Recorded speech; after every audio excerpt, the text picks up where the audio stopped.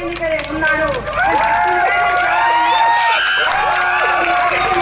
నాకు first time నేను టీఆర్ఎస్లో గెలుచుడు, ఇప్పుడు మూడోసారి మంచి మెజార్టీ నేను గెలుచుకుంటే మీ ఇంటింటికి నేను సేవ చేయడానికి వచ్చినా సేవ చేస్తాను, ప్రజలందరూ సేవ చేస్తాను, మంచి మెజార్టీ అన్నట్టు.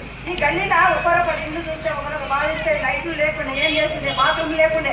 మేము రైలు స్టేషన్లో పోయి బాత్రూమ్లు పోతే ఆ రైలు పట్టాల కాదు అవతలు ఉంటుంది ట్రైన్ ఉంటాయి. ఆ ట్రైన్ ప్రకారం ఎవరు ఏమైందో కూడా తెలియకుండే, ఇంటింటికి నీళ్లు లేకుండే, నీళ్ళు వచ్చి మనకి దేశాలు వచ్చినా కానీ అంత అభివృద్ధి చెందింది. దానిపై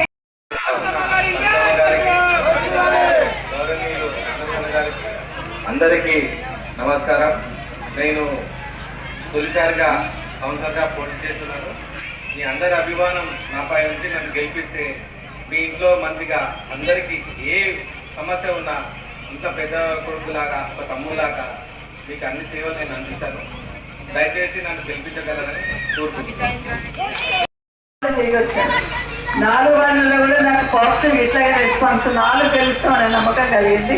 అట్లాగే ఇక్కడికి రాగానే ఆనంద్ స్వరూప గారికి మైక్ ఇస్తే ఓటేయమని అడగమ్మా, జస్ట్ ఓటేయమని అడగమ్మా అన్నాడు. కానీ మైక్ తీసుకొని స్వరూప గారు మాట్లాడిన మాటలు మీరు చూస్తూ ఉంటే ఖచ్చితంగా భారీ మెజార్టీతో ఈ 2 సీట్లు గెలుస్తామనే నమ్మకం వచ్చేసింది. ఎందుకంటే 2 సార్లు ఇక్కడికి నవీన్కి కానీ అదేవిధంగా స్వరూప గారికి కానీ 2 సార్లు ఛాన్స్ ఇచ్చినాను. 3వసారి కూడా ఇవ్వండి, తను నేను సేవ చేస్తానని కాన్ఫిడెంట్గా ఏదైతే మాట్లాడిందో చాలా ధైర్యంగా నేనున్నాను, నేను చూసుకుంటాను, నేను మిమ్మల్ని చూసుకుంటాను మాట ఇచ్చింది కదా.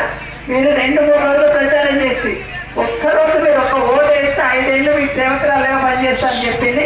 తనతో పాటు కిషోర్ గారు కూడా, వారు కూడా ఈరోజు మీరు ఓటేసి గెలిపించండి.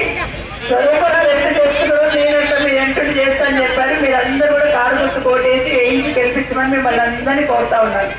అయితే మీతో 2 మాటలు చెప్పారు.